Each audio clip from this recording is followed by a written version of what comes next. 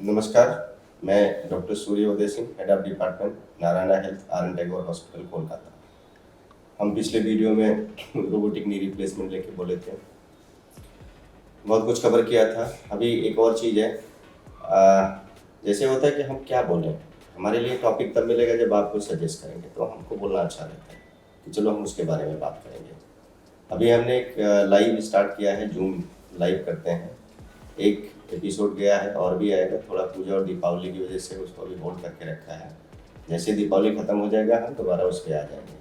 तो उसमें क्या होता है कि कुछ प्रॉब्लम्स, कुछ सजेशंस देने में आसान रहता है, और आप लोग भी उससे जुड़िएगा, यूट्यूब से जुड़िए, क्वेश्चन पूछिए। हमारे पास हमारा एक व्हाट्सएप भी है, उस पर पूछिए। तो क्या होता है कि हर एक एपिसोड में हमको आसान हो जाता है कि हमको बोलना क्या है।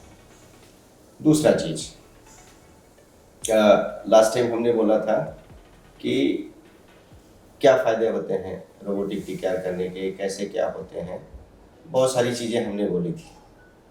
अब आज मैं बोलता हूँ कि एक सर्जरी का चैलेंज होता है। जैसे सर्जरी का चैलेंज तो रोबोट ने ईजी कर दिया, पेशेंट के लिए भी ईजी किया है। एक चैलेंज और होता है हमारे पास, वो होता है पेशेंट को तैयार करना। पेशेंट ऑपरेशन के लिए तैयार करना बहुत मुश्किल होता है। क्यों?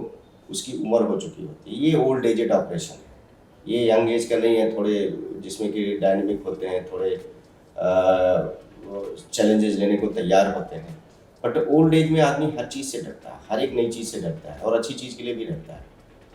तो पेशेंट को तैयार करना बहुत मुश्किल काम होता है। और उसके बाद दूसरा चीज़ है, एक फाइनेंशियल भी जुड़े हुए हैं, महंगा ऑपरेशन है, उसके लिए तैयार करना और मुश्किल होता है। अब उसमें यह है कि पेरेंट्स के लिए कौन कितना करेगा, भाई रिटायर्ड एज है, कितना दिन रहेंगे, उम्र हो गई 70-75 साल, बहुत सारी बातें हैं। तो ये दो चैलेंज पहले हमारे पास बहुत आते थे, बट ये कोरोना के बाद हमारे लिए ईजी हो गया है। हम अपने में खुद में चेंज कर देखते हैं। हम अपनी माँ को अभी जितना प्यार करते थे उसके पहले नहीं करते थे। और दूसरी बात है, उसी की वजह से हम बने हैं, हम डॉक्टर बने हैं उसी की वजह से। और हम अपने थोड़ा सा हम अपने बारे में भी बता दें, जैसे बच्चे बदमाश होते हैं तो हम थोड़ा एक्स्ट्रा बदमाश थे। पढ़ाई लिखाई हमारे पल्ले नहीं पड़ती थी, क्योंकि पढ़ते ही नहीं था। तो क्लास 8 तक मैं इधर उधर घूमता घामता, दुनिया भर की जितनी बदमाशी होती थी वो सब करता था। फिर अचानक से एक दिन रात में जो है माँ को रोते हुए देखा, क्योंकि उसके लोगों ने बोला कि तुम कर क्या रही हो इसको, क्योंकि मैं अपने घर पे नहीं पढ़ता था, कहीं अच्छा एक स्कूल था तो किसी के घर मैंने दूर रह के पढ़ता था, तो वहाँ वो रहती नहीं थी। तो जब कभी आई तो उसने बोला कि अपने बेटे को ले जाओ, यहाँ पे तो बिगड़ रहा है, ये कुछ पढ़ता लिखता है नहीं, तुम यहाँ पे छोड़ के रखी हो, तो तुमको तो ऐसा लग रहा है जैसे पढ़ लिख के कुछ ऐसा बनेगा कि मर्सिडीज से चलेगा। तो बच्चे की तरह ये बात हमको चुभी, कैसे लगी आज हमको नहीं मालूम है, बट इतना ज़रूर बता दूं कि पहली गाड़ी हमने मर्सिडीज ही खरीदी है, और आज भी वही हमारी एक और मात्र गाड़ी वही है। हमने कुछ और लिया ही नहीं, किसी भी स्टेज पे नहीं लिया, हम मोटरसाइकिल तक मैंने नहीं खरीदी। फिर हमने जो पहली गाड़ी है वही ली। तो जो माँ के साथ प्यार होता है वो एक अलग ही होता है। अब हमने देखा है सोसाइटी में लोग आ रहे हैं, आगे बच्चे आ रहे हैं, नहीं माँ ठीक से चलेगी, माँ तकलीफ में है, लोग करा रहे हैं। पहले बहुत मुश्किल होता था, हमको लगता था भाई कौन बच्चे अपने माँ बाप के लिए इतना महंगा सर्जरी क्या खर्चा करेंगे, नहीं करेंगे। कुछ लोग तो इंडिपेंडेंट होते हैं, थोड़ा उनको हौसला मिल जाए तो वो करा लेते हैं। कुछ लोग होते हैं जो बच्चों के ऊपर निर्भर करते हैं, लेकिन वो चीज़ें अभी पता अचानक से चेंज हुई हैं, और ज़्यादातर अफेक्टेड फीमेल्स ही होती हैं। तो अब रही फादर, मैं माँ की बात कर रहा हूँ, फादर तो कोई पूछता ही नहीं है, क्योंकि फादर हमेशा सेक्रीफाइस करता है अपने आप को। हमारे टाइम में भी किया, हमारे लिए भी किया। तो पढ़ाई के टाइम पे भी किसान आदमी थे, तो हमारे फीस तो ज़्यादा नहीं थी, लेकिन किताबें बड़ी महंगी थी। तो उन्होंने सिक्योरिटी गार्ड की भी नौकरी की हमको पढ़ाने के लिए।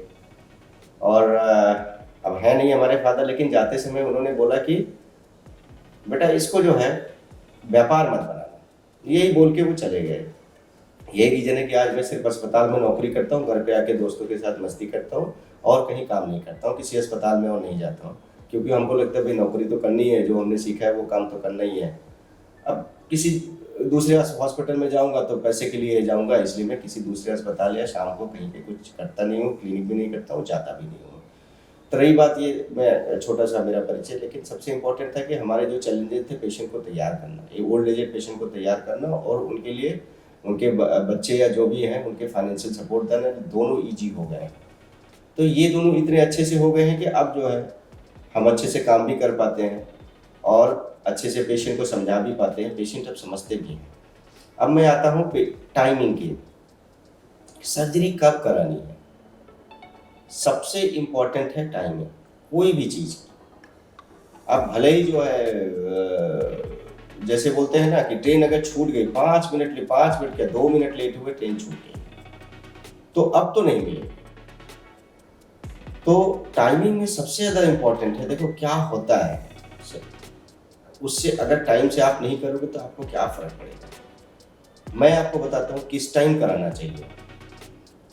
जब आप बिना लंगड़ाए हुए, बिना किसी दर्द की दवा खाए हुए अपने normal day to day work कर सकते हैं, तभी तक आप इंतज़ार करिए। क्योंकि अगर आप थोड़ा भी टेढ़ा होके बचक के चलेंगे तो आपका कमर चला जाएगा, कमर में प्रॉब्लम स्टार्ट हो जाएगी। दूसरा, नीचे एंकल जॉइंट में प्रॉब्लम स्टार्ट हो जाएगी आपको। तो जब आप टीकेआर कराएंगे अपना घुटना तो ठीक कर लेंगे, लेकिन आपके कमर और एंकल जॉइंट जो खराब हो चुके हैं, कमर में बदलने की अभी कोई टेक्निक आई नहीं है, और जो एंकल जॉइंट है उसको बदलने की टेक्निक है, लेकिन इंडिया में इतना कम होता था कि वो कंपनी यहाँ से चली गई। तो आप ये मान के चलिए कि एंकल के को भी बदलने की हमारे पास टेक्निक नहीं है। तो ये हुआ आपका टाइमिंग। आप सही समय से कराइए, देरी करने की ज़रूरत नहीं होती है, क्योंकि लोगों को लगता है कि चलो अभी जल्दी करा लेंगे तो एक ऑपरेशन बाद में भी कराना पड़ेगा। कोई फ़र्क नहीं पड़ता है, ठीक है। अब वो बाद भी आएगा आपका 25-30 साल बाद, अगर आया भी तो क्या फ़र्क पड़ता है। हम 20-25-30 साल आराम से चले और हमने फिर 1 घंटे की एक सर्जरी और करा ली। वो अच्छा है कि ये 5-10 साल ऐसे खींचते रहे, उसके बाद उतना अच्छा रिजल्ट भी नहीं मिला, वो अच्छा है। तो ये समझिए। अब दूसरा, कभी कभी पूछते हैं कि डरते हैं, अरे अभी हम जितना चल रहे हैं क्या पता ऑपरेशन के बाद जो है उतना भी ना चल पाए, या हमने उनको देखा था ऑपरेशन के बाद वो जो है अभी भी ठीक से नहीं चल पाते हैं। यही रीज़न होता है। कैसे चल पाएंगे, इतना देर करके कराते हैं लोग कि अभी भी शायद उनके कमर में उतनी प्रॉब्लम हो, अभी भी शायद एंकल जॉइंट उनके उतने ही हर्ट कर रहे हों, अभी भी शायद उनकी मसल। सबसे तीसरी बात क्या है जो हमने बोला कि भाई आपके मसल सूख जाएंगे, जब आप चलेंगे नहीं तो आपको मसल को चलने की आदत नहीं पड़ेगी, तो उनकी ताकत खत्म होगी, उनकी संख्या भी घट जाएगी मसल फाइबर्स की। तो जब आप ऑपरेशन करा लेंगे तो रातों रात वो नहीं बढ़ जाएंगे, और इस उम्र में बहुत कम बढ़ते हैं। आप कम उम्र में कराएंगे, थोड़ा सा एक्सरसाइज करेंगे, देखेंगे आपके बहुत सारे मसल फाइबर जो है तैयार हो जाते हैं। लेकिन ओल्ड एज जो है डिजनरेटिव एज है, वहाँ पे आप थोड़ा सा कुछ करोगे रिजल्ट कम मिलता है, इफर्ट आपको ज़्यादा करना पड़ता है, तो आपके मसल कम हो गए। तो सुना है, देखा भी है कि ऑपरेशन कराया और ढंग से जो है नहीं चल पा रहे हैं। तो रीजन क्या है, रीजन तो वही हुआ ना, आपने टाइम से नहीं कराया है। तो टाइमिंग बहुत इंपॉर्टेंट है। डर कम करिए। अब ये होता है कि आप जितना चल पा रहे हैं उतना भी नहीं चल पाएंगे, ऐसा नहीं है। ये सर्जरी बहुत सक्सेसफुल है, इसका फेलियर रेट ही 1% से कम है। तो 99% तो सक्सेसफुल है ही है ये, क्योंकि लेस देन 1% फेलियर रेट है। तो अब लास्ट टाइम हमने बोला था पेशेंट हैप्पीनेस इंडेक्स, कि पेशेंट कराने के बाद कितना खुश है, उस पर हमने बहुत सारी बातें की थी। तो हमारा जो एम है एज ए सर्जन, वो ये नहीं कि सर्जरी हमने अच्छी की है, वो ये है कि हम पेशेंट को कितना एक्टिवली उसकी नॉर्मल लाइफ में रिटर्न करा पा रहे हैं, ये हमारा एम है। और आज के बात करने का एम भी वही है कि आप हमारे पास टाइम से आइए, और जब आपका डॉक्टर बोले कि आपको ज़रूरत है, उसके बाद यकीन मानिए जब वो पहली बार बोलेगा तब आप मेहनत करके 2-4-5 साल और काट सकते हैं कस तकलीफ उठा के, लेकिन उसकी ज़रूरत नहीं होती है। क्यों? अब क्या है कि इम्प्लांट का सर्वाइवल बहुत हाई है। पहले बोलते थे नहीं 60 साल होने दो तब करेंगे, ऐसा है वैसा है। तो वो जो लाइन किताब में लिखी थी वो भी हटा दी गई है, क्योंकि तब चलते ही 5 साल थे, 7 साल 10 साल, इससे ज़्यादा नहीं चलते ही नहीं थे। अब कोई भी एवरेज नहीं, आप किसी को भी कराए हुए देख लीजिए, 15 साल के पहले कुछ नहीं होता है उसको। मैं आज के 15 साल पुरानी बात कर रहा हूँ। अब सोचिए 15 साल पुरानी बात जब मैं कर रहा हूँ कि वो उतना अच्छा नहीं था, तो अभी तो और भी अच्छा आ गया है। अब टेक्नोलॉजी तो और भी एडवांस हो गई है। तो इस बात के लिए कभी नहीं डरना है कि हम जैसा पहले थे उससे ज़्यादा खराब हो जाएंगे।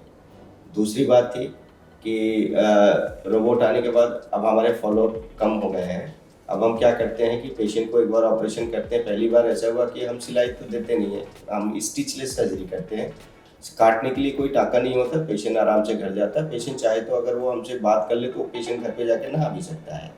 तो पेशेंट चला जाता है तो उसको हम एक बार जो है हम बोलते हैं कि फ़ोटो खींच के दे दीजिए और एक बार वीडियो बना के दे दीजिए कितना घुटना मोड़ रहे हैं, क्योंकि घुटना मोड़ना इंपॉर्टेंट होता है। हम जैसे बोलते हैं ना कि हमने बोला रिहैब का टाइम कम हुआ, लेकिन हम ये नहीं बोलते फिजियोथेरेपी नहीं करनी है, फिजियोथेरेपी नहीं करनी पड़ती है, गलत बात है।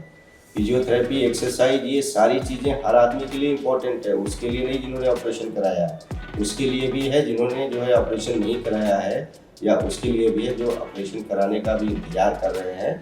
तो फिजियोथेरेपी सबको करनी है, एक्सरसाइज सबको करनी है। जो तकलीफ वाली फिजियोथेरेपी होती है उसका ड्यूरेशन बहुत कम हो गया, 2-3 सप्ताह में ख़त्म हो जाता है। तो हम लोग अपना वीडियो से देख लेते हैं, उसके बाद ठीक ठाक रहता है तो पेशेंट को नहीं बुलाते हैं। तो पहली बार ऐसा हुआ कि ऑपरेशन करने के बाद 1-1 साल के लिए हम छोड़ दे रहे हैं। एक बार मिलते हैं तो अब अचानक से तो हमारी आदत भी नहीं बदल जाएगी कि पेशेंट को देखा ही नहीं। तो एक बार बुलाते हैं, एक बार पेशेंट आ ही जाता है, उसके बाद 1 साल बाद पेशेंट को देखते हैं। तो अब आज के एपिसोड में यही बंद करते हैं। जब भी आपका होगा वीडियो देखिए, सवाल पूछिए, सवाल रखेंगे, हम उसको नोट करके रखेंगे। लोग क्या जानना चाहते हैं, किस बारे में बात सुनना चाहते हैं। फिर मिलेंगे अगले एपिसोड।